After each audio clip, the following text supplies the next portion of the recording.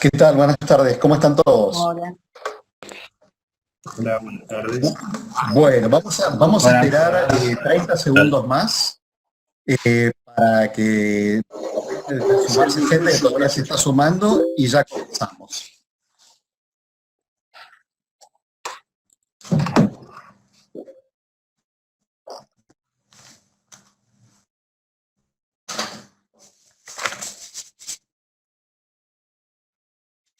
Bueno, vamos a comenzar la charla. ¿Me escuchan bien? Yo los tengo silenciados a todos, así que cualquier cosa, confírmenme que me están escuchando bien por el chat. Fantástico. Entonces, vamos a hablar, como era la convocatoria, acerca de dos cuestiones importantes en la provincia de Buenos Aires. Dos cuestiones importantes que están vinculadas entre sí.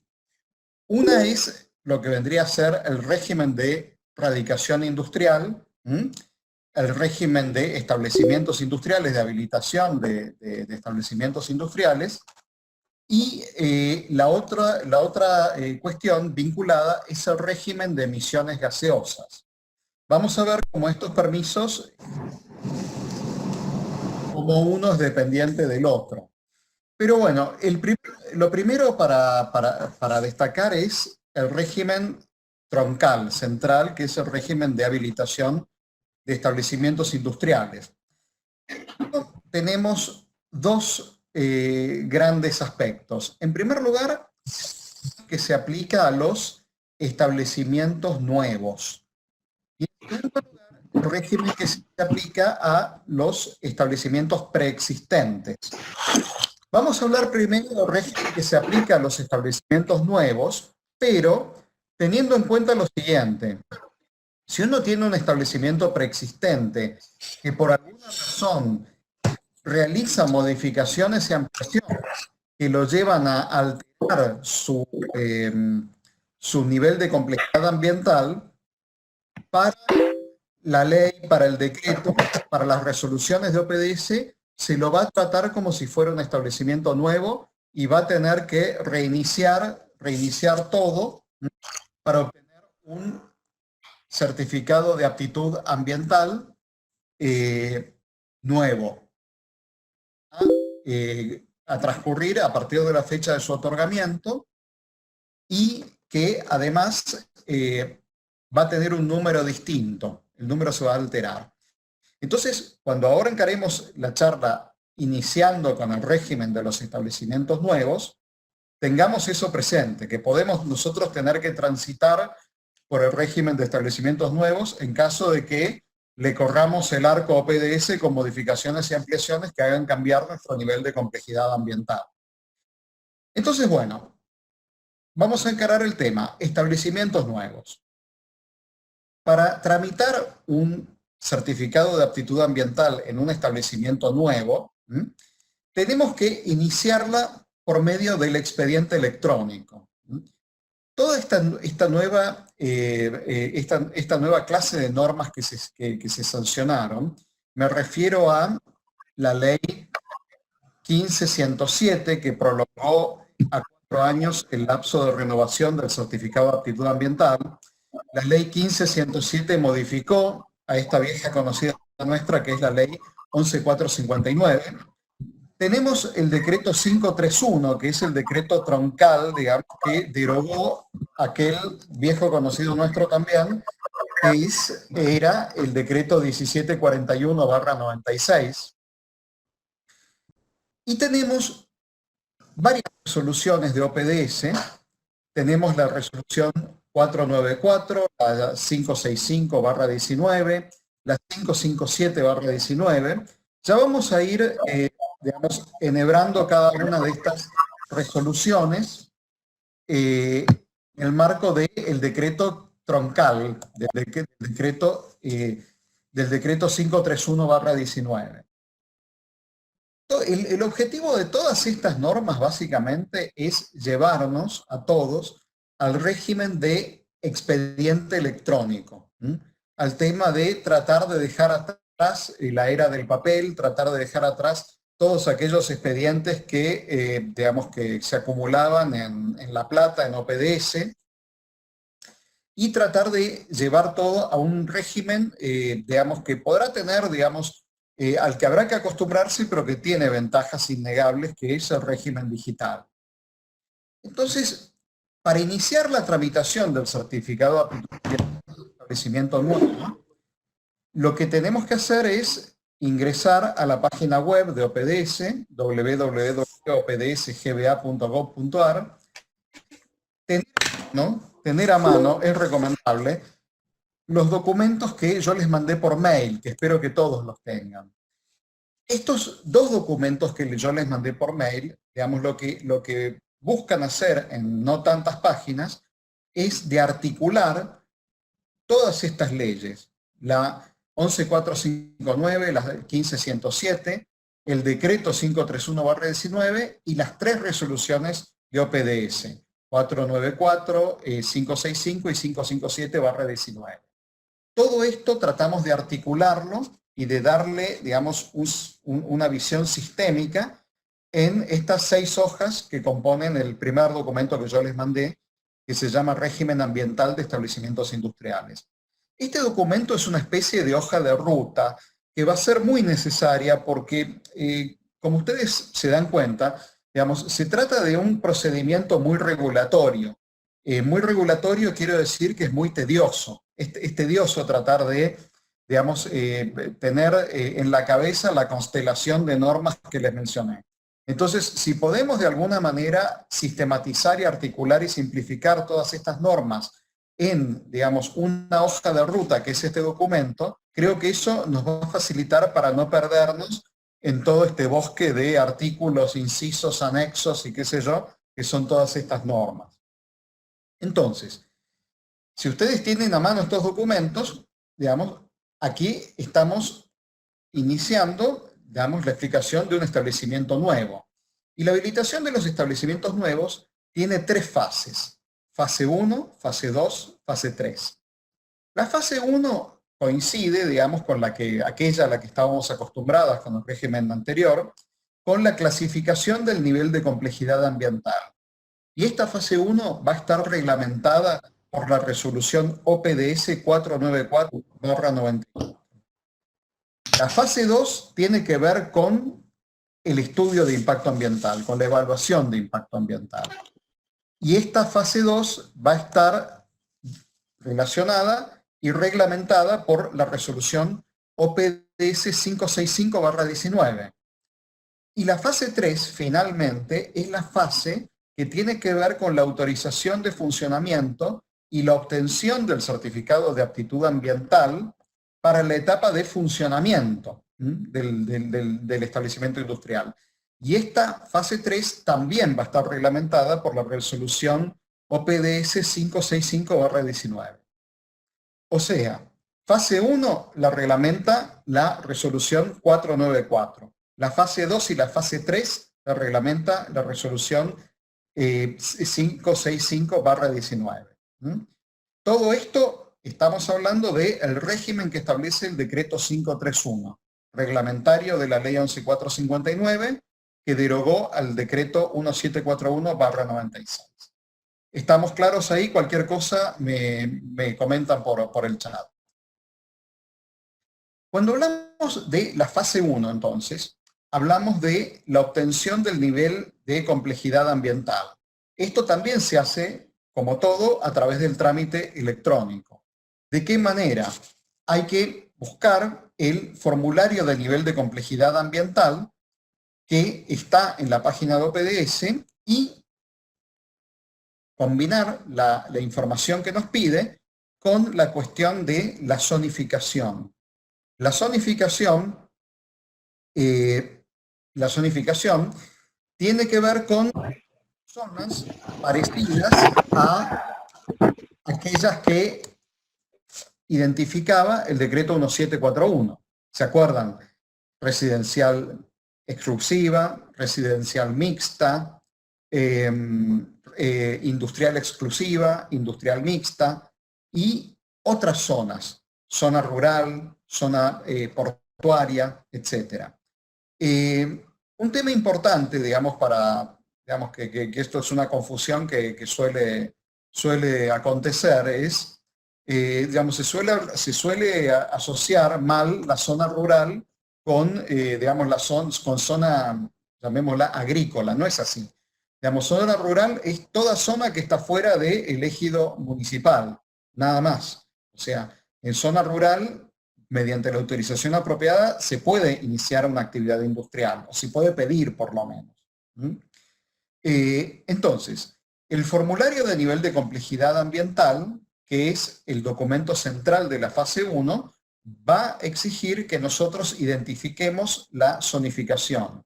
Esa zonificación va a tener que, digamos, ser obtenida o ser confirmada con la intervención municipal. El municipio va a tener que certificar en el trámite electrónico si la zonificación es apta. Hasta aquí, digamos, alguna duda, cualquier cosa, ustedes, si ustedes me lo escriben en el chat, yo lo voy a ver. Cuando culminamos con la fase 1,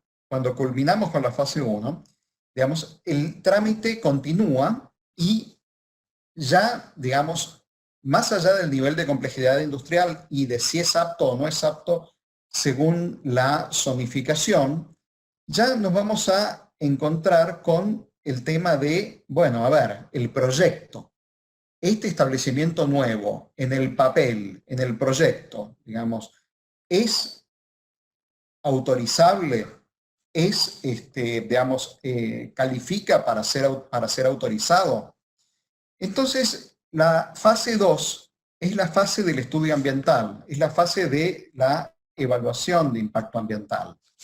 ¿Qué va a ser importante durante esta fase?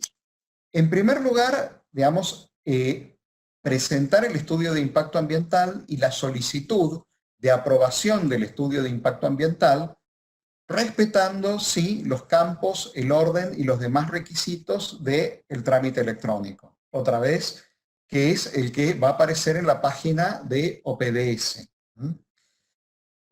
Todo esto reglamentado, como dijimos, por la resolución 565/19, así como la fase 1 la reglamenta la 494, la fase 2 y la fase 3 la reglamenta la resolución 565/19 de OPDS. Entonces, si el estudio de impacto ambiental se ve bien, digamos, la autoridad ambiental, o sea, OPDS, va a emitir un acto administrativo. Un acto administrativo que va a decir, en primer lugar, bueno, en el proyecto esto se ve bien, pero yo voy a establecer toda una serie de exigencias y de recomendaciones. Y puedo requerir pruebas y ensayos. Este acto administrativo de la fase 2 no es un acto administrativo definitivo, para nada. Es un acto administrativo que simplemente nos está diciendo, muy bien, hasta acá bien, sigan participando porque esto no terminó todavía. Entonces, se debe continuar el trámite, se debe presentar toda información adicional que OPDS pida y cuando estemos cerca de culminar la fase 2, OPDS va a emitir un informe técnico final. Ese informe técnico final de la fase 2, de la fase de proyecto, ¿qué va a incluir? Va a incluir un programa de adecuaciones, va a incluir medidas para gestionar impactos ambientales negativos, va a incluir los principales aspectos y contenidos de los distintos programas que van a conformar un plan de gestión ambiental. Va a expedirse acerca de pruebas y ensayos que podrán ser ordenados y una propuesta de tiempo para la empresa para iniciar la fase 3. Va a decirle, bueno, tenés todos estos deberes que cumplir y dentro de este plazo tenés que iniciar la fase 3. Mientras tanto, la empresa, si todo anduvo bien durante la fase 2, debe requerirle a OPDS que emita un certificado de aptitud ambiental que no es el certificado de aptitud ambiental definitivo. no es el CAA, es el CAA-P, el certificado de aptitud ambiental del proyecto. ¿Por qué? Porque así lo indica el anexo 2 de la resolución OPDS 565/19. Hasta aquí vamos bien. Culminando entonces la fase 2. Iniciamos entonces la fase 3. Recordemos que la fase 3 es la fase donde se establece si el establecimiento industrial va a ser autorizado a funcionar.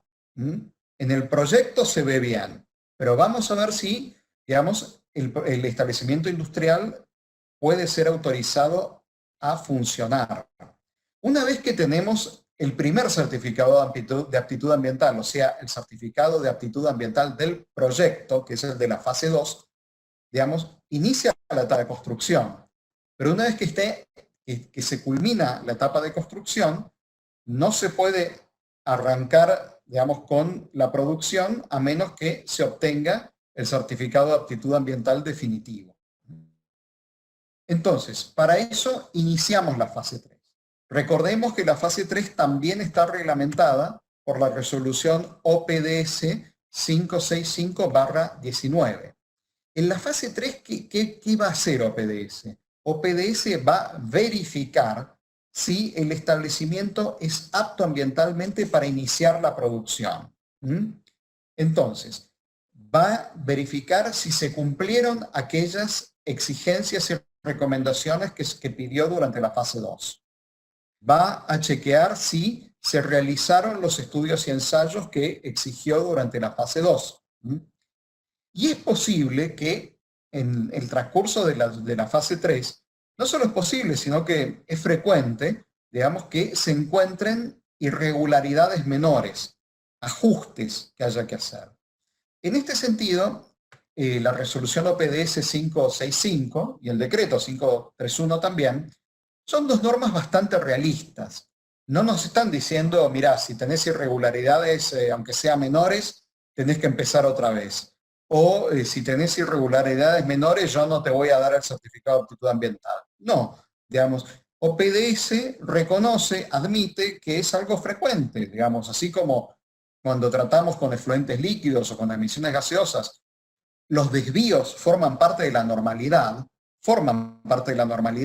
y también, digamos, así lo reconocen las normas, porque las normas ambientales tienen que ser realistas. Bueno, la resolución OPDS 565 es realista y nos dice que vamos a poder obtener el certificado de aptitud ambiental aunque tengamos alguna que otra irregularidad menor, pero que todo esto se va a incluir dentro del programa de adecuaciones que se va a emitir acompañando el certificado de aptitud ambiental definitivo. ¿Se entiende? Entonces, el programa de adecuaciones acompaña al certificado de aptitud ambiental. Pero hay un paso importante anterior a la emisión del certificado definitivo, y acá hablamos de establecimientos nuevos, que es una instancia de participación pública o, digamos, típicamente de audiencia pública, o lo que determine OPDS, porque la ley 11723, la Ley General del Ambiente de la Provincia de Buenos Aires, le da cierta discrecionalidad a OPDS para decidir si va a haber audiencia pública, si no va a haber audiencia pública, si va a haber consulta pública, si no va a haberla. Es muy importante que la empresa se muestre proactiva y que, digamos, deje documentada frente a OPDS su proactividad. Les explico por qué. La ley 11723 de la provincia de Buenos Aires es una ley muy importante, pero es una ley que está por debajo de la Ley General del Ambiente Nacional, que es la ley 25675. Esa ley prevalece sobre todas las leyes provinciales. Y la Ley General del Ambiente, la 25675, lo que dice es, para todo emprendimiento que pueda afectar el medio ambiente de una manera relevante, tiene que haber audiencia pública. Y Si el establecimiento estuviera en una zona muy alejada, que fuera, bueno, ahí se hace audiencia pública, pero preferentemente audiencia pública. Entonces, hubo casos en que OPDS directamente no pidió audiencia pública, no pidió nada. Y las empresas se quedaron contentas diciendo, qué bien, no vamos a tener audiencia pública. Bueno, tan pronto se les emitió el certificado de aptitud ambiental y comenzaron a trabajar, aparecieron recursos de amparo de vecinos, de terceros, de organizaciones no gubernamentales.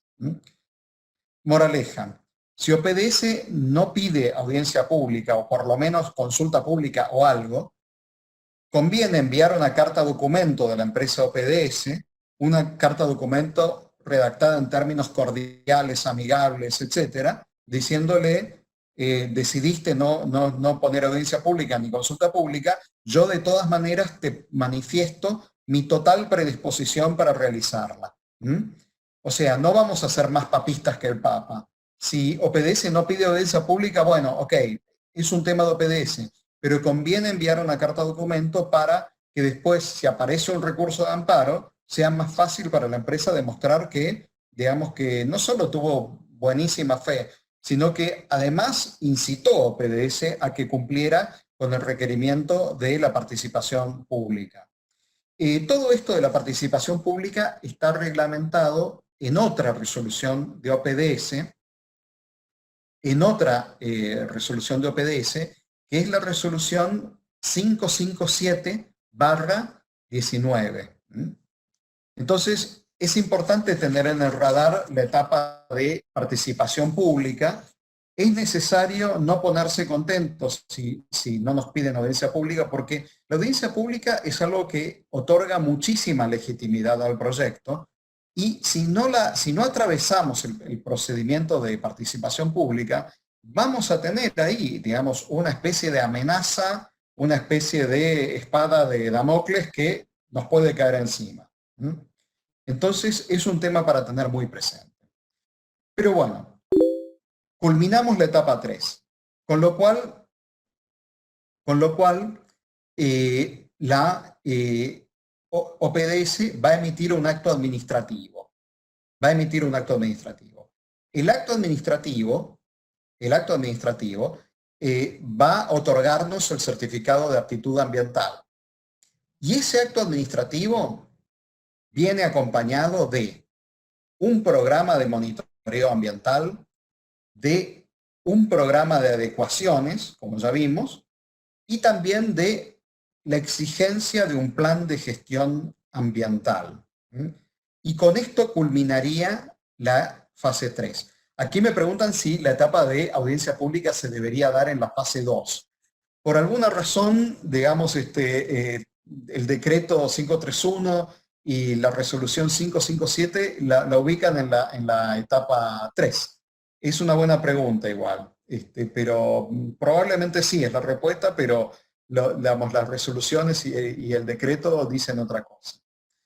Entonces, bueno, con esto terminamos de dar un pantallazo de el procedimiento de erradicación industrial para establecimientos nuevos, que no solamente se aplica para aquellos establecimientos que se construyen desde cero, sino que se aplica también para, si un establecimiento es preexistente, pero cambia su nivel de complejidad ambiental, tiene que atravesar todo esto otra vez, como si fuera un establecimiento nuevo. Por eso es importante remarcarlo. Pero bueno, supongamos que somos un establecimiento preexistente, que seguramente es el caso más frecuente. ¿Qué nos pide entonces el decreto 531 y las resoluciones de OPDS? Nos piden que renovemos el certificado de aptitud ambiental cada 4 años. Uno dice, pero ¿por qué cada 4 años si antes era cada 2 años? Bueno, porque vino la ley 15107 que modificó la ley 11459 y estableció este nuevo plazo de renovación que va a ser de 4 años. Uno puede llegar a pensar, bueno, entonces es más relajado. Sí, en alguna medida sí, porque también, francamente, era medio absurdo tener que andar renovando esto digamos, con plazos muy breves, digamos, se justifica que esto a veces se haya que renovarlo cada 4 años y no con plazos menores, pero entonces, tenemos que ver qué es lo que conlleva la renovación. Cada 4 años tenemos que presentar entonces una auditoría ambiental, una auditoría de renovación. Cuando iniciamos el proceso de renovación del impacto ambiental, tenemos que saber que nuestra solicitud de renovación lleva implícito que nosotros decimos que nuestro nivel de complejidad ambiental no varió, no tiene que haber variado, porque si no corresponde otro procedimiento que ya les voy a comentar. Pero entonces, si no varió el certificado de aptitud ambiental, cada 4 años solicitamos su renovación. En la renovación no se emite un nuevo certificado de aptitud ambiental, sino que al que ya teníamos, al que ya nos otorgaron, se le extiende la vigencia. O sea, no nos van a dar uno nuevo, nos van a extender la vigencia del mismo. Por otra parte, la auditoría de renovación conlleva también algunas exigencias que vamos a tener que tener en el radar. En primer lugar, vamos a tener que cumplir con un plan de gestión ambiental, que es el plan que nos exigió el establecimiento, el acto administrativo por el cual nos dieron el certificado de aptitud ambiental. Todo eso nos va a mantener ocupados durante esos 4 años. Mantener documentado el cumplimiento del plan de gestión ambiental. Y no solamente eso, vamos a tener que demostrar que cumplimos con el programa de monitoreo ambiental que también nos exigen cuando nos dan el certificado de aptitud ambiental. Eso también nos va a mantener ocupados durante los 4 años entre renovación y renovación. Y por último, obviamente, vamos a tener que acreditar que cumplimos con el programa de adecuaciones menores que nos pidió el acto administrativo por el cual se nos otorgó el certificado de aptitud ambiental. Todo eso significa que esos 4 años van a ser más relajados en el sentido de que no vamos a estar corriendo atrás de una renovación cuando todavía no nos dieron el ok a la renovación anterior. Pero no quiere decir que vamos a poder estar excesivamente relajados. Vamos a tener que estar cumpliendo todo esto y documentándolo para poder demostrarlo cada vez que solicitamos la renovación del certificado de aptitud ambiental. Aquí hay algunas preguntas. Hay muchos establecimientos preexistentes. Podemos caer en esa situación y hoy han aumentado las presiones del expandimiento de viviendas.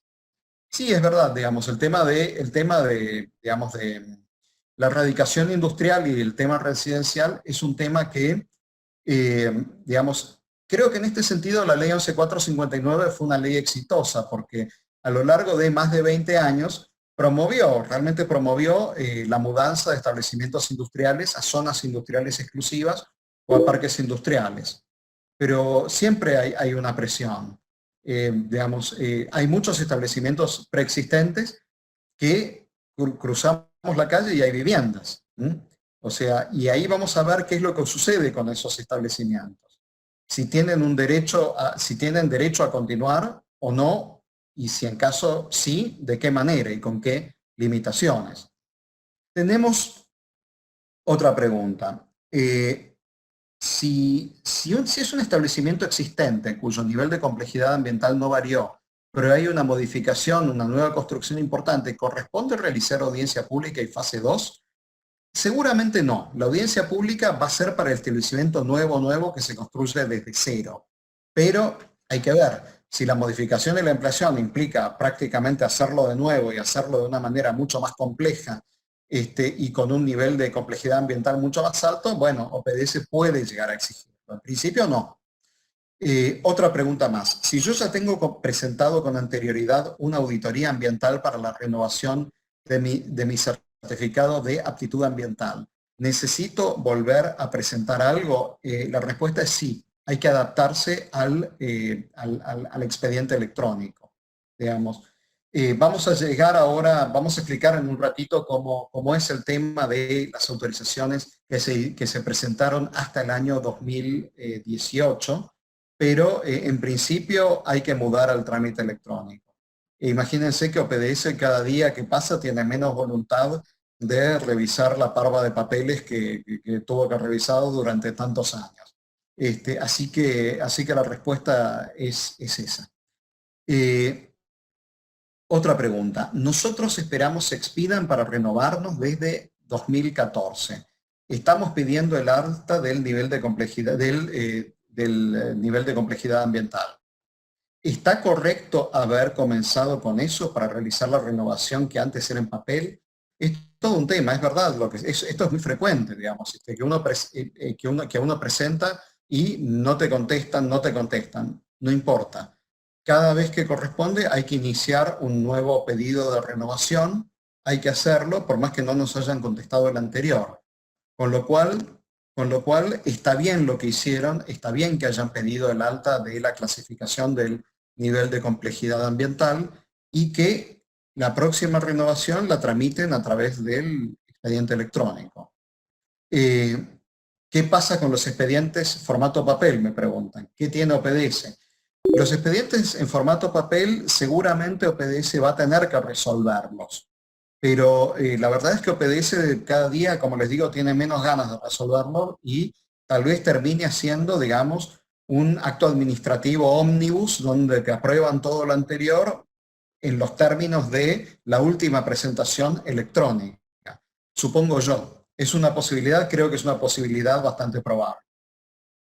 Bueno, ahora vamos a hablar del tema de, ya habíamos mencionado, que si un establecimiento preexistente tiene modificaciones y ampliaciones, tiene que iniciar todo de nuevo como si fuera prácticamente un establecimiento nuevo.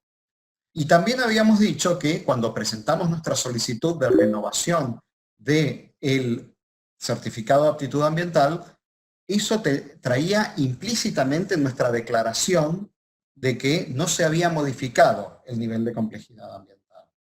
Entonces, pregunta, ¿qué pasa si yo solicito la renovación del certificado de aptitud ambiental y aviso en el momento que en realidad hubo modificaciones y ampliaciones que variaron o hubo circunstancias que variaron mi nivel de complejidad ambiental? ¿Qué pasa en ese momento? Lo que pasa es OPDS va a agarrar nuestra presentación electrónica y la va a rechazar.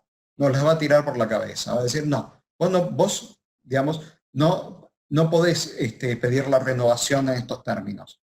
Vos tenés que iniciar fase 1 otra vez y pedir un nuevo certificado de aptitud ambiental.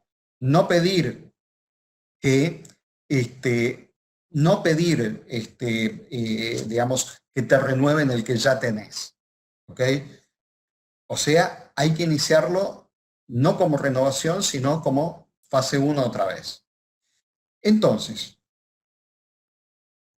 tenemos que iniciar el procedimiento de modificaciones y ampliaciones declarando los cambios en los niveles de complejidad ambiental, pidiendo un nuevo certificado de aptitud ambiental. Otro nuevo, independiente del anterior, digamos, otro nuevo que va a durar 4 años a partir de su otorgamiento. Entonces, lo importante es tener presente que esto conlleva un procedimiento nuevo y distinto. Un tema para tener presente es este que ya habíamos mencionado, los establecimientos industriales que están en zona no apta. En zona no apta, ¿por qué? Porque cruzamos la calle y tenemos viviendas, porque es una zona residencial, etc. Vamos a ver qué sucede con esos establecimientos. Antes vamos a contestar algunas preguntas. Acá me dicen, para las empresas de primera y segunda categoría no están pidiendo auditorías ambientales, solo nota de declaración jurada. Es verdad porque, digamos, se supone que la participación pública en la auditoría ambiental es para establecimientos que tengan un efecto relevante sobre el ambiente. Algún vecino, alguna ONG puede decir, pero un establecimiento de segunda categoría puede tener un impacto relevante porque después de todo, un establecimiento de segunda categoría es un establecimiento incómodo, pero no peligroso. Si OPDS no nos pide auditoría ambiental, no vamos a hacer nosotros más papistas que el Papa y pedirla nosotros. No lo vamos a hacer. Pero recomendamos enviar una carta documento expresándole a OPDS nuestra mejor predisposición para atravesar el procedimiento de participación pública. ¿Por qué? Porque si alguien presenta un amparo, si alguien dice algo, nosotros vamos a mostrar la carta documento, vamos a decir, bueno, OPDS actuó según la ley de la provincia de Buenos Aires, no nos vamos a callar que hay una ley nacional que no dice exactamente lo mismo, y vamos a mostrar nuestra carta documento, y vamos a decir, ¿qué quieren que le hagamos? Nosotros hicimos todo bien. Otra pregunta, somos tercera categoría, cargamos la clasificación del nivel de complejidad ambiental y el expediente quedó en estado certificado de erradicación y el sistema no nos permite cargar la lega. El tema es, la lega es un requisito indispensable para obtener el certificado de erradicación industrial, pero no al revés. Acá esta ya es una consulta muy específica, no la podemos contestar en el marco por ahí de una capacitación, habría que ver, habría que analizar. Yo lo que les puedo decir es que, bueno, ustedes saben que nosotros tenemos una división técnica, si ustedes quieren podemos revisar el tema, pero aquí en abstracto la verdad es que no podemos contestar sin fijarnos un poco en qué está este trámite. Podemos hacerlo con todo gusto si nos mandan un mail. Otra pregunta. Contamos con el certificado de aptitud ambiental vigente por 4 años. ¿Debemos realizar igual el nivel de complejidad ambiental por el sistema online, no? Sí, hay que poner todo en trámite electrónico.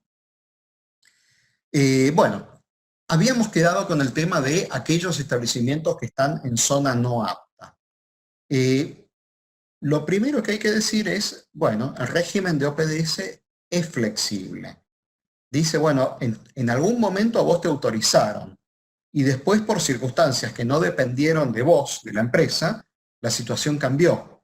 El intendente de hace 30, 40 años autorizó viviendas ahí cuando no debió haberlo hecho, pero lo hizo hace 30 o 40 años. Entonces hay una situación de facto. Vos tenés una empresa ahí que no debería estar ahí. No importa, dice el decreto 531/19. El decreto 531 dice, no importa, podés continuar funcionando, podés estar trabajando tranquilamente en tu establecimiento que está en zona no apta, pero, eso sí, no podés pedir modificaciones, no podés pedir ampliaciones, no podés pedir modificaciones ni ampliaciones, a menos que esas modificaciones y esas ampliaciones impliquen una mejora tecnológica y ambiental.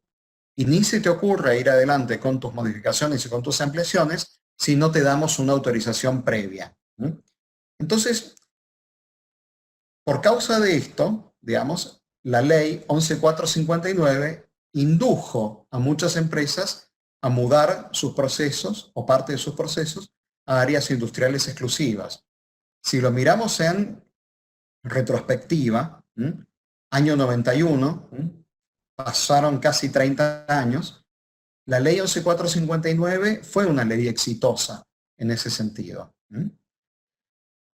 Otro tema importante del régimen de establecimientos industriales, los cambios de titularidad, razón social.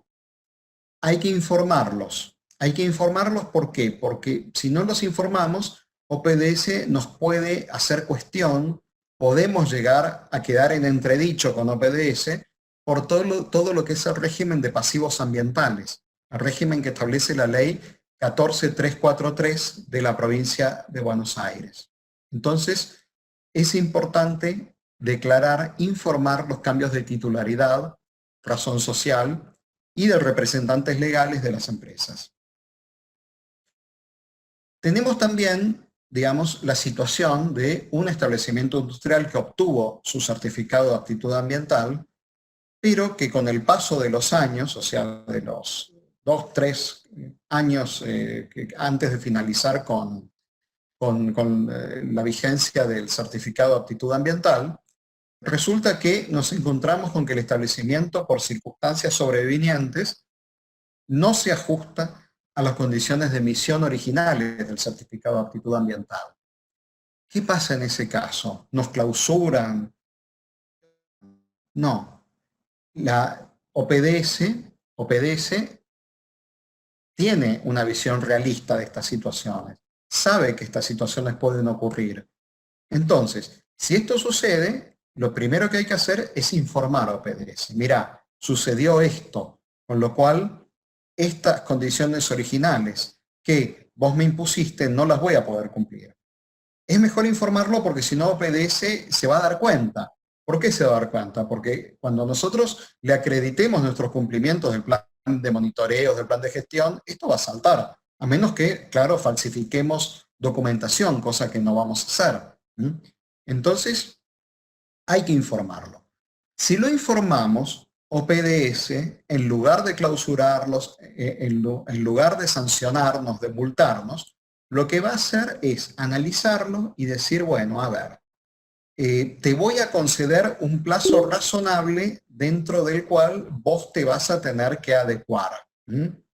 Por supuesto que si, digamos, tu inadecuación es muy, pero muy grande, en una de esas OPDS puede decir, bueno, lo lamento, hice todo lo que pude por vos, pero es demasiado grande esto, te voy a tener que revocar el certificado de aptitud ambiental y con ello la autorización para funcionar.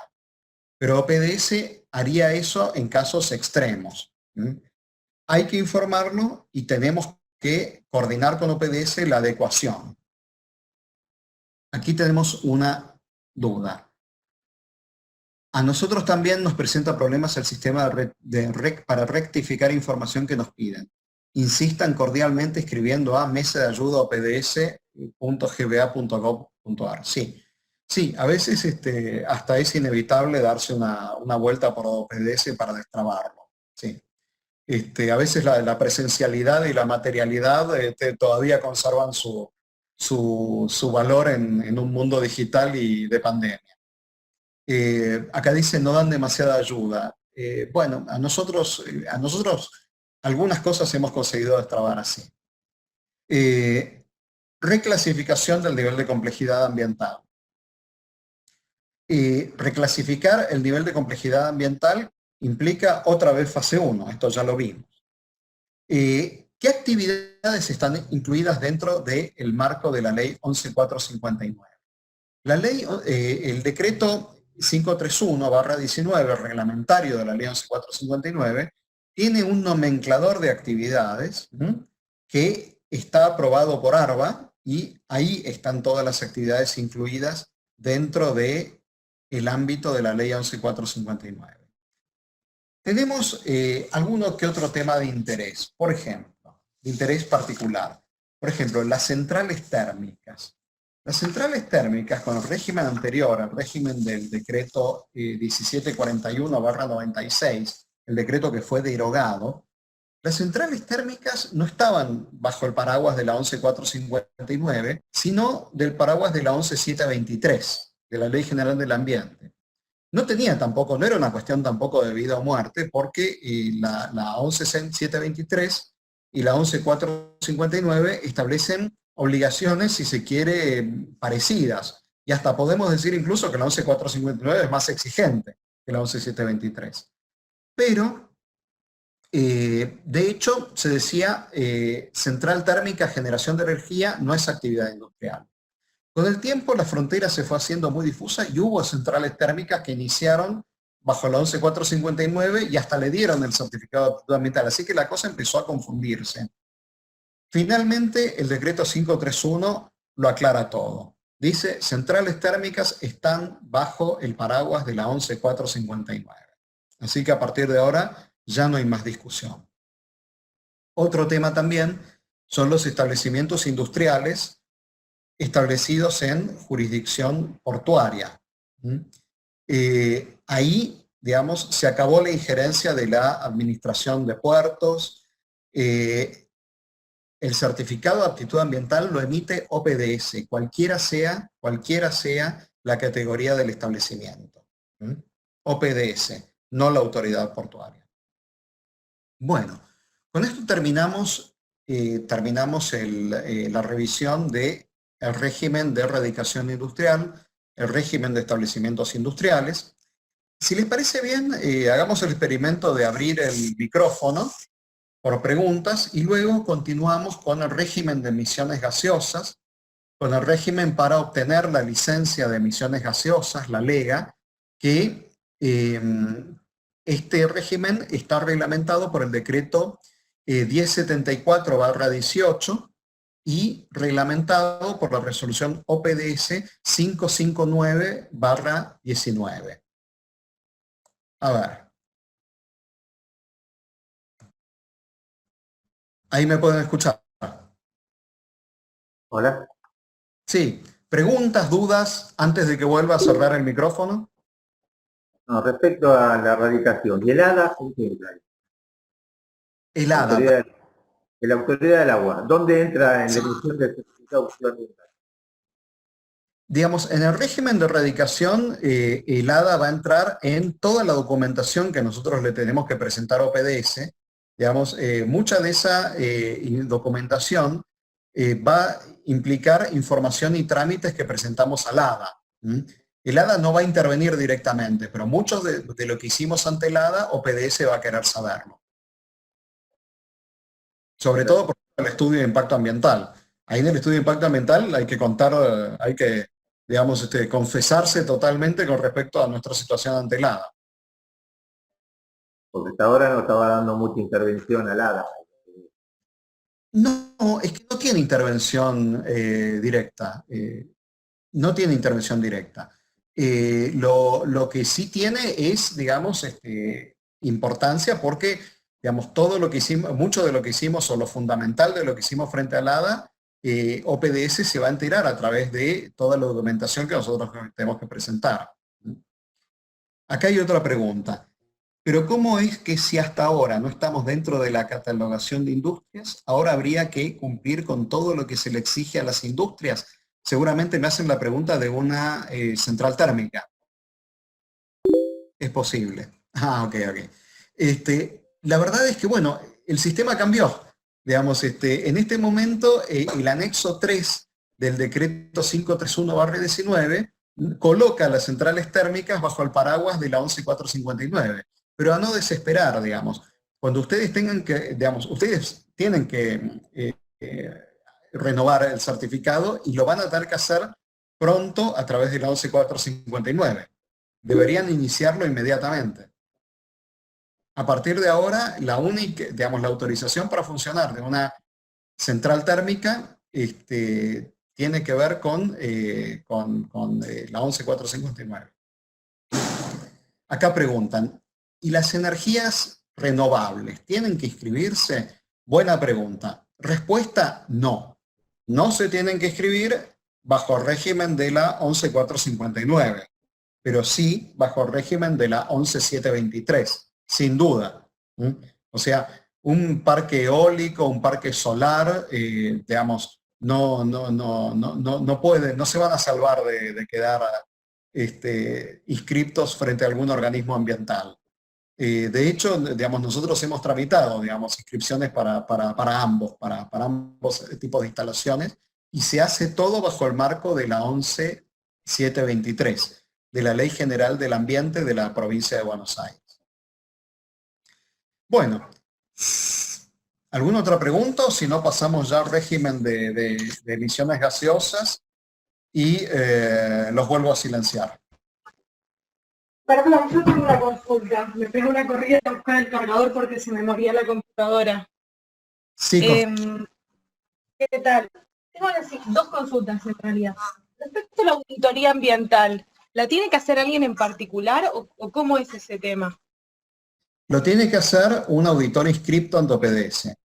Okay. El auditor inscripto suele ser un ingeniero ambiental, también hay licenciados, hasta hay abogados, pero es que el estudio de impacto ambiental es algo interdisciplinario de una base técnica, digamos, que se lleva el 90% del estudio. Con lo cual, digamos, es inexorable la participación de profesionales técnicos con una formación técnica sólida. Pero tiene que ser una auditoría externa necesariamente eso, un profesional inscrito. O yo, si tengo un ingeniero ambiental en la planta y lo inscribo, puedo hacerlo internamente. No hay inconveniente. Ahí digamos, no es lo más frecuente tampoco. Pero ahí, bueno, lo que sí vamos a tener que soportar un prejuicio, porque, digamos, un prejuicio que está muy arraigado dentro de nuestra idiosincrasia es el tema de la sospecha. Por ejemplo, no sé, por decir algo, vos sos abogado de empresas, entonces vos defendés los intereses, los negocios y el fin de lucro de la empresa, y por lo tanto sos un pirata y un corsario a favor de las empresas. Y la verdad es que no es así, digamos, no es así. Digamos, mucha gente que trabaja para las empresas vive diciendo que no podés hacer esto, no podés hacer lo otro. Habrá uno que haga las cosas mal, sí, pero eso pasa en todos lados, digamos. Es lo mismo que una evaluación de impacto ambiental.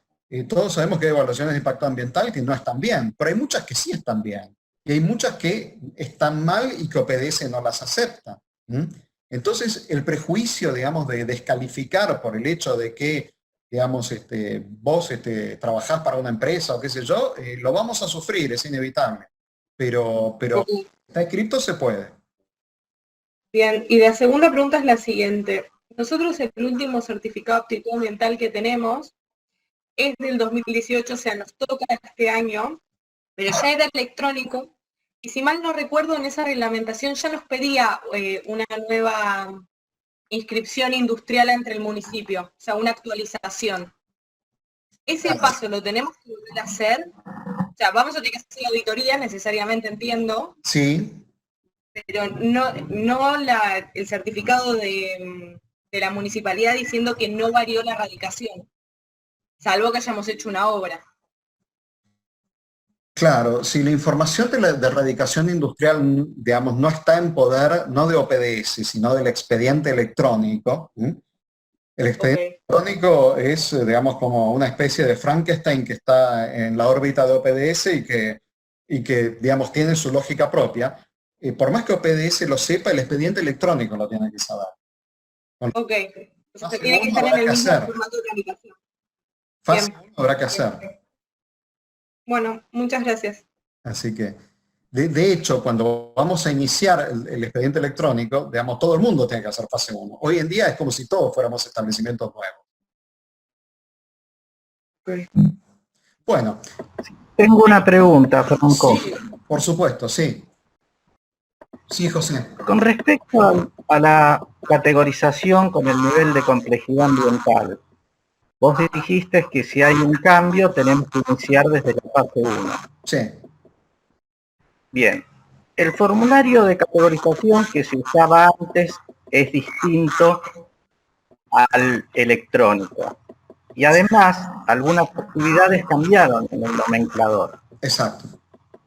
En cuanto al puntaje que te otorgan. Entonces, ¿cuándo consideramos que ese nivel de complejidad ambiental cambió? ¿Con qué magnitud? No sé si estoy claro en la pregunta. Sí. La ley 11.459, 1741 que fue derogado, decían que cuando hubiera un cambio, digamos, equivalente al 25% de la capacidad instalada, tenía toda una serie de normas. La realidad es que ese es una buena pregunta, ese es un aspecto para el que faltaría reglamentación. Yo diría que, digamos, aunque el decreto 1741 está derogado, no sé, podemos iniciarlo, digamos, manteniendo esto del 25% como modificación, o, digamos, si uno ve que por alguna circunstancia, digamos, el nivel de complejidad se mueve en un número, y bueno, hay que iniciarlo, sí. Si alguna circunstancia cambió y nos cambia el número, digamos, que teníamos declarado antes, lo tenemos que hacer. Lo que pasa es que el número puede cambiar porque ahora en algunos aspectos el rango es mayor. O sea, Sí. antes era más acotado. Entonces, si ese cambio tiene una determinada magnitud, sí es correcto. Antes decía si aumentaba o disminuía en un 20% en infraestructura. Pero bueno. Ese es un tema para que, la verdad, faltaría reglamentación. Deberían sacar una resolución de OPDS aclarándolo. Bueno, gracias. Bueno, entonces vamos a pasar ahora a el tema de emisión. Una pregunta más, ¿puede ser? Sí, cómo no. No sé si todos escuchan. Una duda. Cuando uno carga el CSA, ¿cuál es el acto administrativo que da finalizada esa fase 1? Perdón, se carga el CSA. ¿Cuál es el acto administrativo que da por finalizado la fase 1? Recibimos una notificación. Entiendo. Para eso, digamos, el acto administrativo vendría a ser, digamos, el clic que hace el expediente electrónico. No habla de un certificado, de una nota firmada por, sino cuando uno lo carga y se termina el trámite del expediente electrónico, es eso. Correcto. Entonces, vamos a pasar ahora a el régimen de emisiones gaseosas, que vamos a ver que está vinculado con el régimen de erradicación industrial. El régimen de emisiones gaseosas está determinado por la ley 5965, una vieja ley de los años 60, el decreto 1074/18, relativamente nuevo, que derogó a aquel viejo conocido nuestro, el 3395/96, y la resolución OPDS 559/19. Todas estas normas apuntan a la obtención de la licencia de emisiones gaseosas a la atmósfera. Tenemos que obtener la licencia de emisiones gaseosas a la atmósfera. Y esta licencia se aplica ¿para qué? Para todas las fuentes fijas, para todos los conductos de emisiones gaseosas. No se aplica a las fuentes móviles, no se aplica a las fuentes domiciliarias. Ya vamos a ver, domiciliarias no es sinónimo de hogareñas. Vamos a ver cuáles son las fuentes domiciliarias. Y vamos a ver también las fuentes móviles. Una duda bastante frecuente es, ¿móvil es todo lo que tiene ruedas? No. Respuesta, no. Móvil es todo lo que se mueve. Móvil es todo lo que es vehículo. Pero ¿hay fuentes fijas que tienen ruedas? Claro que sí. Son las unidades de generación eléctrica distribuida, las UGED. O sea, el acoplado que tiene un generador arriba. Eso es fuente fija. Eso no es fuente móvil. Entonces, tenemos que iniciar el procedimiento para obtener la licencia LEGA. Tenemos que, a tal efecto, presentar una declaración jurada. Esa declaración jurada tiene que declarar todas las fuentes fijas. Todas las fuentes fijas, y además tenemos que presentar una carpeta técnica, una documentación técnica, donde conste una estimación de la calidad del impacto de nuestra actividad sobre la calidad del aire. Una carpeta técnica con la estimación del impacto de nuestra actividad sobre la calidad del aire. Los requisitos mínimos de esa documentación técnica o de esa carpeta técnica. Requisitos mínimos. Los parámetros físicos y químicos, tanto en conductos de emisión como en sectores de generación de emisiones de tipo difuso. Emisiones difusas también. Y en segundo lugar, modelos de dispersión atmosférica. Modelos de dispersión atmosféricas y estudios de calidad de aire según corresponda. ¿Quién lo determina? El experto.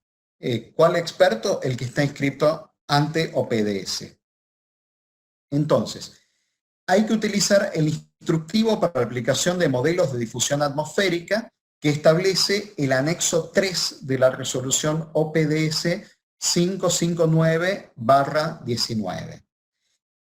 Cuando no estemos en condiciones, cuando presentemos todo esto y surja, digamos, que no estamos en condiciones de obtener la lega, entonces tenemos que respaldarnos en la visión realista de OPDS. OPDS dice, bueno, a ver, me presentaste con todo esto y no te da como para que yo te emita la lega. Bueno, a ver qué podemos hacer. Hagamos esto. Podés operar, pero me tenés que presentar un cronograma de adecuaciones, un cronograma, no un plan, un cronograma de adecuaciones, donde no solo haya propuestas de adecuación, sino también plazos perentorios. ¿Para qué? Para adaptarse.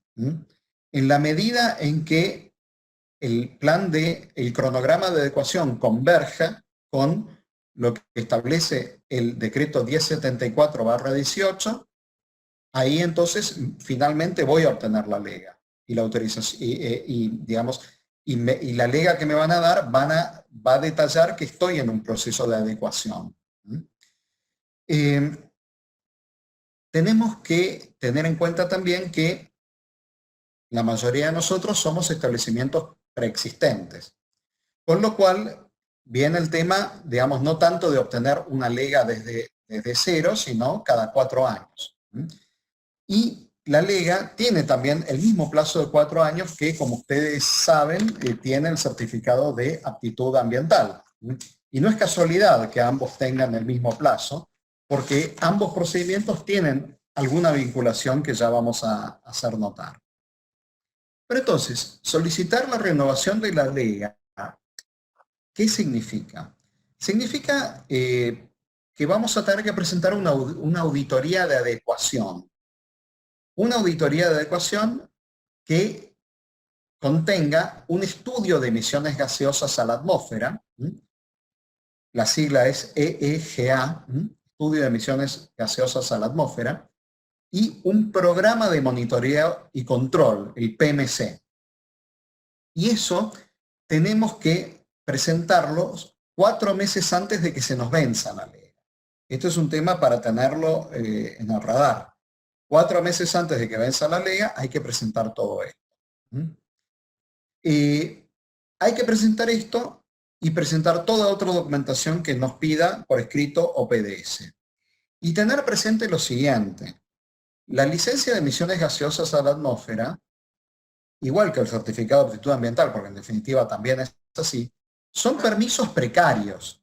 No es que si nos lo dan ya durante 4 años tenemos un derecho adquirido total a operar. No, digamos, te dicen, mira, tenés un derecho adquirido a operar y a funcionar siempre que no aparezca alguna circunstancia que, digamos, que haga que te lo tengamos que revocar. Y podemos llegar a revocártelos por más que te lo hayamos dado por 4 años. Entonces, en la medida en que hagamos buena letra, eso no va a suceder, pero podría suceder. Los permisos son precarios. Entonces, un tema importante para tener en cuenta es que la renovación de la lega es condición necesaria para otorgar el trámite del certificado de aptitud ambiental. Si tenemos todo para que nos den el certificado de aptitud ambiental, no nos lo van a dar, lo van a demorar hasta que les llevemos la lega. Eso es importante tenerlo en cuenta. Primero la lega, y sin lega no hay certificado de aptitud ambiental.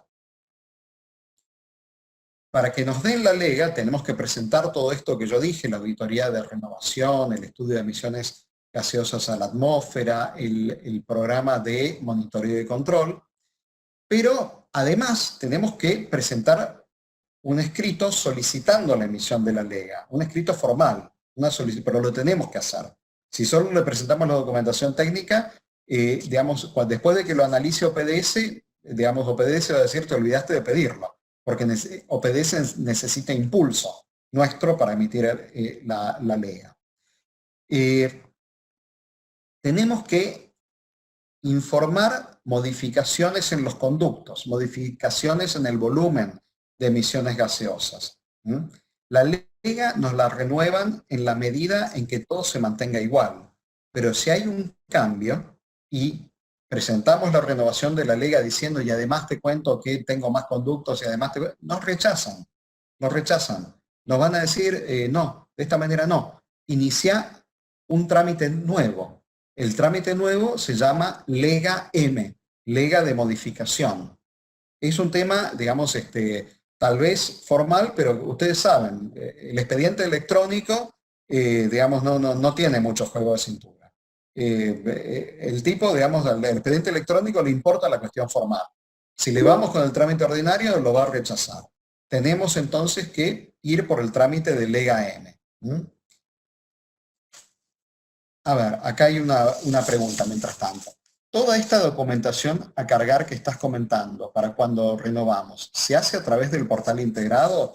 Sí, debería, bueno, a ver, la documentación obviamente la hace un profesional inscrito en tu OPDS, pero sí, se hace mediante el portal integrado. Sí, sí. Después el decreto 674, el decreto, perdón, estoy diciendo cualquier cosa, el decreto 1074/18, tiene toda otra serie de, obligaciones y deberes que son puntuales. Vamos a verlos caso por caso.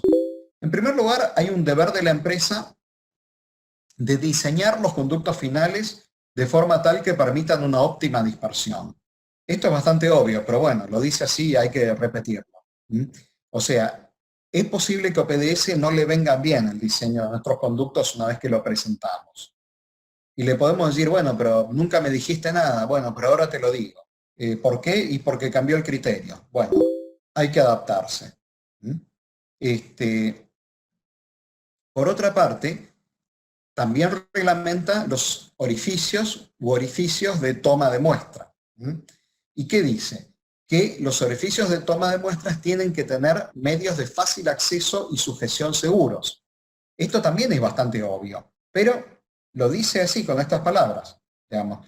Con lo cual hay que tenerlo a radar, que por otra parte no difiere mucho del régimen anterior del 3395. Y a todos los efectos tenemos que observar las condiciones mínimas para la plataforma y toma de muestras en conductos de emisiones gaseosas a la atmósfera que establece el anexo 4 de la resolución OPDS, la 559/19. También nos pide monitoreos, ¿no?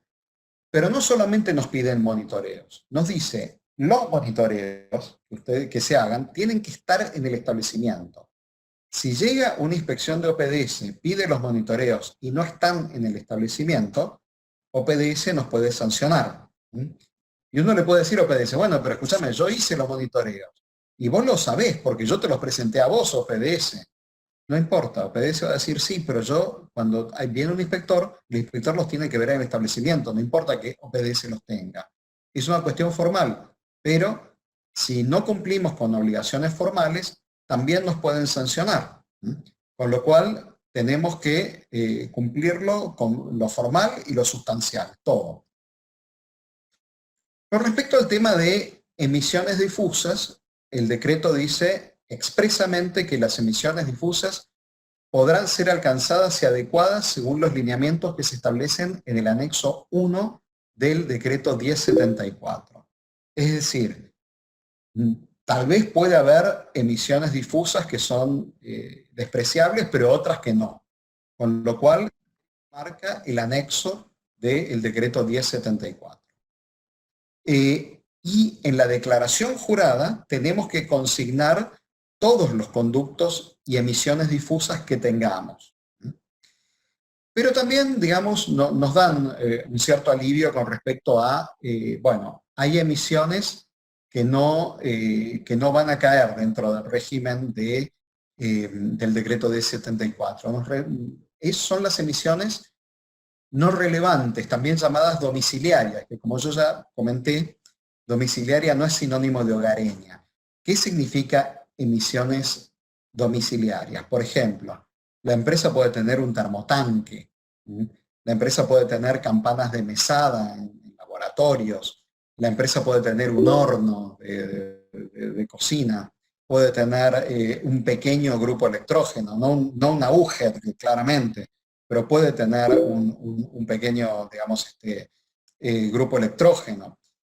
Puede tener instalaciones de ventilación de áreas de trabajo, puede tener pequeñas salidas, digamos, para instalaciones gastronómicas, digamos, el comedor industrial y todo esto.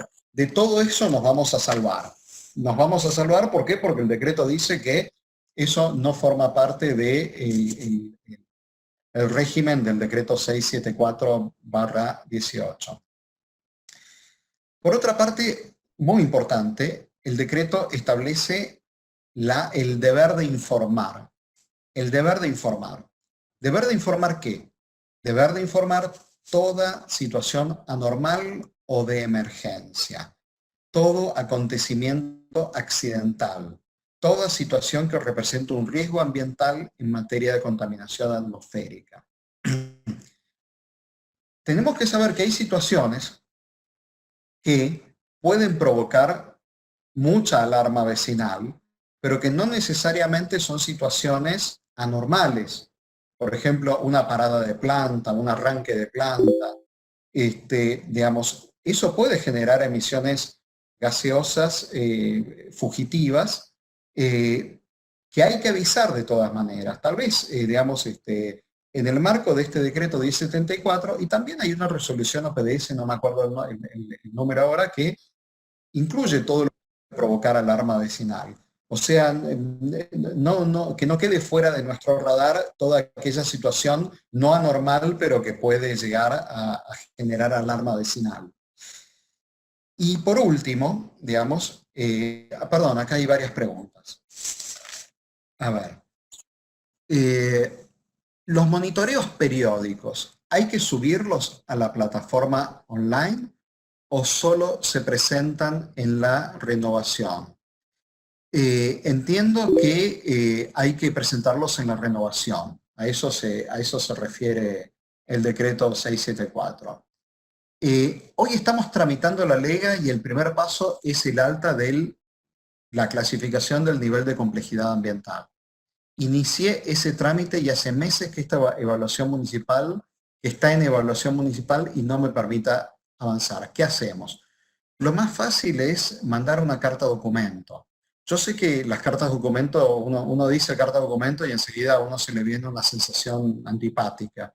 Pero las cartas documentos pueden ser cordiales, pueden ser amigables. Uno puede mandar una carta documento diciendo, señores de la municipalidad tal, tengan presente que ustedes fueron requeridos a presentar esta información, por favor háganlo cuanto antes porque esto está trabando el trámite, saludos la empresa. Una carta documento o PDS. Nosotros iniciamos, tenemos este problema con esta municipalidad, le mandamos una carta documento a esta municipalidad, díganos qué hacer para destrabar el trámite. O sea, eso se puede hacer. Carta documento. También, digamos, el tema de, digamos, la visita presencial es algo que a veces da resultados. A ver, acá dice avisarle al municipio que está todo cargado, depende del municipio. Exacto, uno le puede avisar por carta documento. La carta documento en general es rápida, es cómoda, no hay que viajar y sobre todo tiene una fecha fehaciente y es un medio fehaciente. No es algo que queda en el aire. Y además, cuando uno recibe una carta documento, en fin, salvo que uno sea más indolente de lo habitual, genera algún tipo de reacción. Bien, ¿qué más? Sí, esas eran las consultas. Vamos a ver ahora lo último que nos pide el decreto 674. Cumplir con los estándares de calidad de aire, cumplir con la tabla de estándares de calidad de aire, la tabla de niveles guía de calidad de aire, ambiente y contaminantes específicos, la tabla de norma flujo másico vertical de partículas sedimentables. Todo eso nos va a mantener ocupados durante los 4 años entre renovación y renovación. Pero no solo eso. Tenemos que implementar progresivamente los estándares de calidad de aire que se definen en la tabla A del decreto. Estos estándares son estándares gradualmente más exigentes, en teoría. Ya vamos a ver por qué digo en teoría. Fíjense, la etapa inicial nos dice, en el papel nos está diciendo, que hasta el 5 de octubre de este año, de 2020, se van a mantener vigentes los valores detallados en los valores iniciales detallados en la tabla A. Hasta ahí todo bien. Pero también a partir del 5 de octubre de este año y a partir de un año contado a partir del 5 de octubre de este año, vamos a caer en la segunda etapa, que es la etapa operativa, la etapa para poner estándares más exigentes. La primera es a partir del 5 de octubre de 2021. Ahí vamos a tener que poner, digamos, estándares más exigentes que están en esta tabla. Y luego tenemos la tercera etapa, a partir del 5 de octubre de 2022, donde se establece una nueva tanda, digamos, de estándares más exigentes. Digo, esto teóricamente es así, y lo digo porque hay que ver también la letra chica, que es lo que dice el decreto. El decreto también dice que OPDS puede imponer prórrogas en zonas y áreas del territorio provincial. Y quien dice en zonas y áreas, dice en todo el territorio provincial. Y sobre todo en un, digamos, en un año de pandemia, default y de las 7 plagas de Egipto, es bastante probable que esto suceda. Pero bueno, en fin, no nos podemos anticipar. Por el momento tenemos que estar, tenemos que tener esto en el radar. También tenemos que aplicar el protocolo para la evaluación de humos negros, químicos y nieblas, que establece el anexo 4 del decreto 1074/18. ¿Qué conlleva todo esto? Que tenemos también la tabla de equivalencias entre la escala Ringelmann y la escala de opacidad, la escala y la tabla 1 de intensidad de olor. Tenemos también la tabla 3 de umbrales de olor e irritación. Si hay una cosa que, digamos, distingue a este decreto, al decreto 1074, es que avanza un poco más sobre el tema de odorimetría. Odorimetría era un tema un poco, digamos, un poco marginal para el decreto 3395. Acá viene recargado el tema de odorimetría. También tenemos que saber que si tenemos un establecimiento industrial muy grande o estamos en un área industrial muy cargada, OPDS puede exigir la instalación de sistemas de monitoreo continuo. Sistemas de monitoreo continuo. Esto ya sucede en muchas partes de la provincia de Buenos Aires. En Bahía Blanca, por ejemplo, sucede desde hace mucho. El tema del monitoreo continuo del polo petroquímico de Bahía Blanca. Y a todo efecto tenemos que tener presentes los lineamientos para el monitoreo continuo de industrias con alta y media complejidad ambiental en la calidad del aire, que establece este anexo 5 de la resolución OPDS 559/19. Entonces, esto es algo que el monitoreo continuo no es algo que, digamos, exige a la generalidad, pero caso por caso OPDS puede llegar a exigirlo.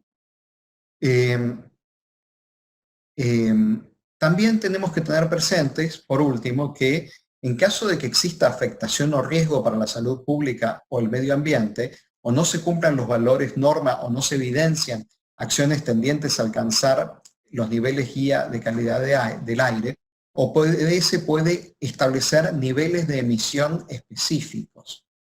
Y estas dos últimas cosas, ¿no? Esto de que me pueden pedir un sistema de monitoreo continuo, esto que me pueden pedir niveles de emisión específicos, también, digamos, desata una reacción que es bastante lógica. Es decir, bueno, pero ¿por qué me piden una cosa a mí que no se la piden a mi competidor que está allá en otro lado? Y uno ahí empieza con algún tipo de sentimientos de chicanas legales que todos los tenemos. Por ejemplo, bueno, y el derecho a la igualdad, ¿por qué mi competidor no y yo sí? Y la respuesta de OPDS va a decir, porque el derecho a la igualdad se aplica a empresas que están en condiciones iguales. Y tu competidor no está en una situación igual a la tuya. Vos estás en la cuenca Matanza-Riachuelo. Tu competidor está en Carlos Tejedor, provincia de Buenos Aires. No es lo mismo. No es lo mismo la calidad de aire en la cuenca que en Carlos Tejedor. Para nada. Por lo tanto, a vos te podemos exigir cosas y te las vamos a exigir que a tu competidor no. Entonces, ese es un tema para tener en cuenta y, sobre todo, digamos, no iniciar reclamos legales que están heridos de muerte desde el principio. Existen, digamos, muchos colegas que no hacen otra cosa que impulsar a sus clientes a iniciar caminos legales que en el fondo son caminos fracasados, son caminos perdedores, pero que terminan generando honorarios. Hay que ser conscientes de ese tipo de situaciones. Bueno, con esto yo daría por finalizada la charla. No sé si queda alguna pregunta más. La escuchamos. Vamos a desatar el micrófono, a soltar la mordaza para que todos puedan escuchar. Sí. A ver, ¿ahí me escuchan? Sí, no se escuchan. Hola Horacio, buenas tardes, te habla Juan Guillemur de Cemento Avellaneda. Sí, Juan Martín, ¿qué tal? Bien, Horacio, yo te quería hacer dos consultas. Bueno, por un lado, nosotros también estamos medio parecido a una de las consultas que hablaba, donde el CNSA lo tiene, digamos, PDS y está redactando disposición desde diciembre del año pasado, y también, digamos, en junio se nos vence, digamos, el antiguo permiso de descarga de fluentes gaseosos y queremos comenzar, y por eso que está grabado no podemos avanzar. Así que bueno, vamos a tomar lo que vos dijiste de seguir presionando. Nosotros hemos presionado a través de mail y algunas visitas, pero nunca avanzamos con una carta de documento. La carta de documento también tiene la ventaja de que, digamos, porque, a ver, ustedes vieron que a veces en un cerebro hay neuronas que no se hablan con las otras. Lo mismo pasa con OPDS. A veces puede caer un inspector que no esté al tanto de esta situación, que quiera sancionar, y si uno le muestra la carta de documento diciendo, mira, mandé esta carta de documento a OPDS, eso nos va a salvar de un par de desventuras, si lo hacemos. Bien, y la otra consulta que te quería hacer es respecto a las informaciones de estas condiciones anormales o de emergencia. Nosotros siempre usamos la plataforma de OPDS de aviso vecinal. Sí. Digo, cuando nos pasa algo en este estilo, hay que usar, digamos, los dos canales, avisar a través del canal de alarma vecinal y a su vez al área de fluentes gaseosos, o teniendo la primera ya estaría. A mí me parece que hay que usar los dos. Este es un tema bien importante, porque, digamos, están las normas legales, ¿no es verdad? Pero también está la interpretación de las normas legales. Nosotros estamos en un ámbito donde las leyes ambientales son normas de orden público. Y estamos digamos, en un ámbito que no es el ámbito privado entre privados.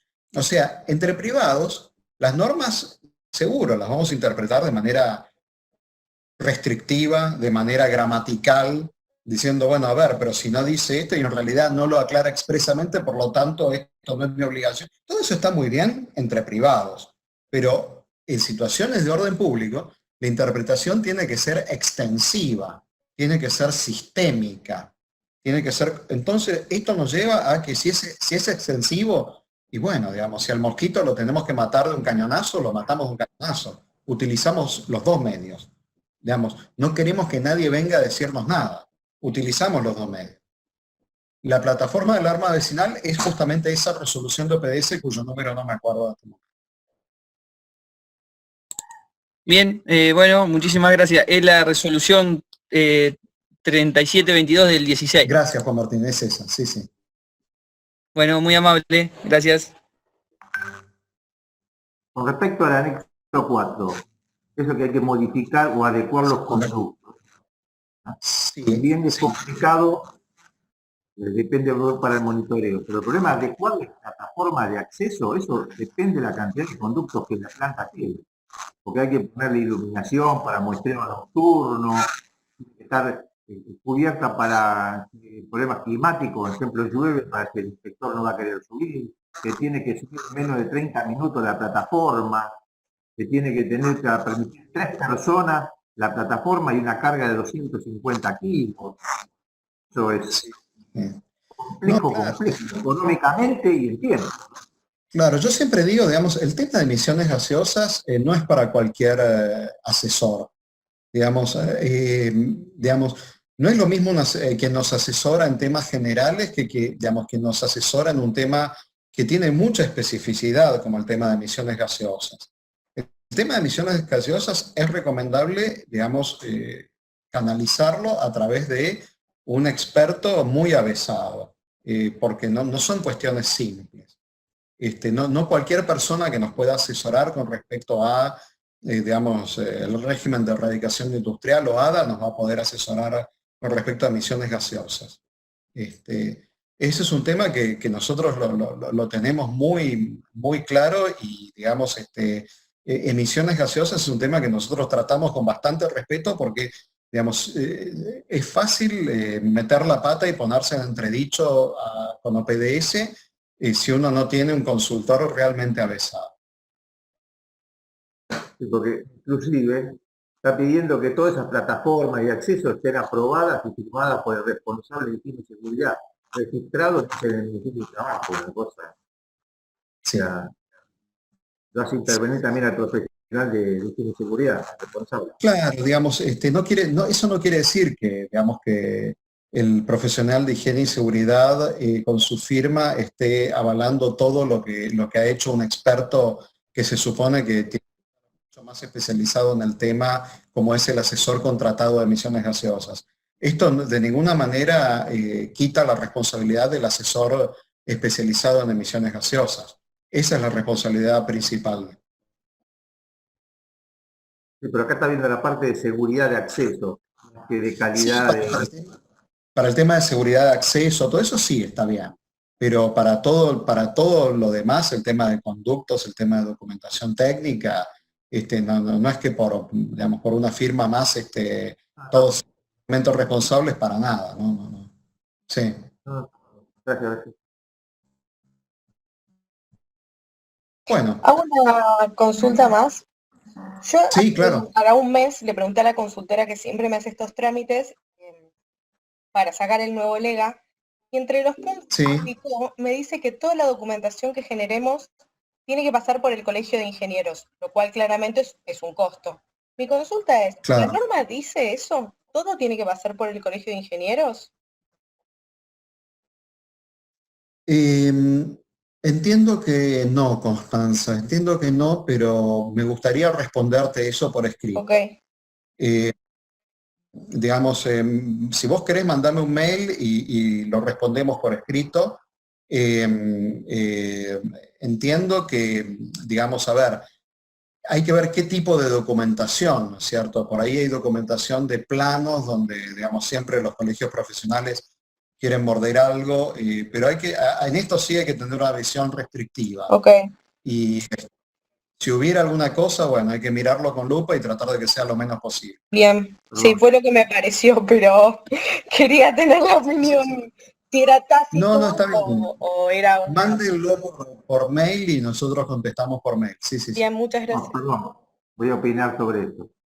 Lo que ocurre es que el colegio profesional, al estar matriculado, o sea, el OPDS te pide que el profesional tenga un certificado de ética presentado para la renovación o para la presentación.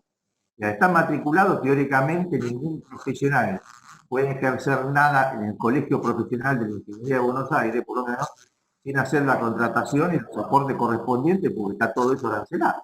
O sea, por otro lado, le cabe al ingeniero que le caiga del colegio y le saque que notas a la matriz. Ese es el problema que claro, hay toda la vida. Claro. No, creo que, digamos, una cosa es la incumbencia profesional, que esa no se discute. El otro tema es, digamos, el tema de el visado de documentación, el visado de planos. Claro, es que me lo ponen en esos términos. Claro. Tipo, el trabajo deberá ser visado. Claro. Y la verdad yo no tengo ninguna modificación en ductos como para que me visen nuevos planos. Claro, aparte también, digamos, es necesario por ahí contestar esto por escrito, porque en la provincia de Buenos Aires ahora hay colegios nuevos y esos colegios nuevos yo no sé qué tan operativos están, porque a veces una ley les da creación, pero eso no quiere decir que estén funcionando y que tengan los fondos para funcionar. Pero a veces en estas situaciones ocurre que, bueno, estos organismos tienen una voracidad impresionante para hacerse de fondos, ¿no? Entonces, en esto sí hay que poner la lupa y ser restrictivo. No, el problema no es un problema del colegio en la provincia de Buenos Aires, es un problema de la caja. Claro. Porque si el colegio fuera como en Capital y en todos lados uno paga una matrícula y una tasa de visado, por ejemplo, los licenciados en clínica que presentan el OPDS, lo visan ante el Colegio Profesional de Química de la provincia de Buenos Aires, Sí, sí. se cobra un arancel por visado, pero el colegio de ingenieros es una caja. Y de la caja los aranceles le dice, usted tiene que cobrar como mínimo tanto. En función de eso está el aporte, de ahí está la diferencia que habla a la colega diciendo que es unos honorarios altísimos. Claro. Está diciendo, usted tiene que cobrar 3 millones de pesos, tiene que aportar 300.000. Es una locura, es lo que pasa también sobre todo con algunos planos de ADA y todo eso. Sí, también, porque es el colegio, están los ingenieros civiles, sanitarios, o el plano de obra municipal que lo tiene que firmar un ingeniero civil o un arquitecto. Sí, bueno, Claro, con el eso colegio- tengo otro problema, porque parece, o sea, yo en mis planos los tengo visados por el Colegio de Arquitectos y me dicen que el Colegio de Ingenieros me ha cobrado una multa porque no pasé por ellos, pero yo pasé por un colegio. Así que estoy medio sensible con el tema, perdón. Claro. Sí, lo contestamos, pero por escrito, Constanza. Sí. Listo, yo te lo mando. Fantástico. ¿Alguna otra pregunta? Por ahora no, gracias.